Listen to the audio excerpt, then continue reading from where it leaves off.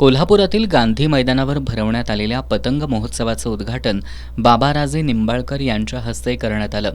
या पतंग महोत्सवाला उत्स्फूर्त प्रतिसाद लाभला। यामध्ये सहभागींना एकूण 1000 पतंग मोफत देण्यात येणार होते। मात्र त्यावेळी त्याहून अधिक मुलं-मुली या महोत्सवासाठी आले होते। मागील 13 वर्षांपासून पैलवान बाबाराजे महाडिक याचं आयोजन करतायत। फक्त कोल्हापूरच नाही तर देवगड, शिरगावे, कराड अशा ठिकाणी सुद्धा ते यांचं आयोजन करतात। आज या महोत्सवात उपस्थित बच्चे कंपनीनं पतंग उडवत या खेळाचा आनंद लुटला। तर पुन्हा एकदा आपलं बालपण शोधत पालकांनी सुद्धा यात सहभाग घेतला। या सर्वांना पतंग मोफत पुरवण्यात आले। प्लास्टिकला फाटा देत पर्यावरणपूरक म्हणून सर्व पतंग कागदापासून बनवण्यात आले होते। आकाशामध्ये उंच उंच उडणाऱ्या रंगीबेरंगी पतंगांसोबत पक्षी सुद्धा गगनविहारी करत होते।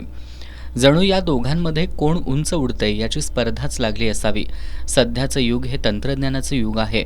याचे जितके फायदे आहेत तितकेच तोटे सुद्धा आहेत।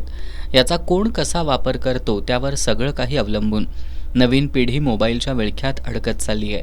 त्यांना या मगरमिठीतून सोडवण्यासाठी आणि त्यांच्यातील कलागुणांना वाव मिळण्यासाठी पैलवान बाबाराजे महाडिक यांनी या उपक्रमाची सुरुवात केली। 1957-58 साली भाभी नावाचा चित्रपट आला होता। यातील चली चली पतंग मेरी चली रे हे एक गाणं होतं। त्या काळी बाबाराजे महाडिक 5-6 वर्षांचे होते।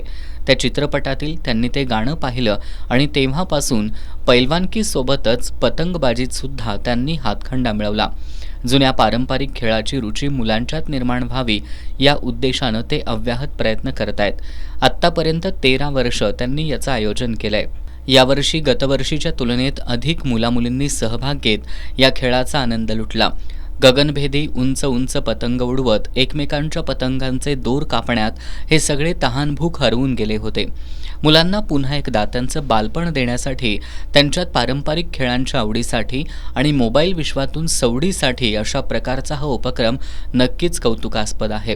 यावेळी पैलवान बाबाराजे महाडिक, राजेंद्र चव्हाण, उमेश शिंदे, राजू सावंत, महादेव धडाम, संदीप कुंभार, अभिजित केंबळे, चंद्रकांत यादव, ओम पेडणेकर, सचिन पांडव, विकी राजे महाडिक आदींची प्रमुख उपस्थिती होती।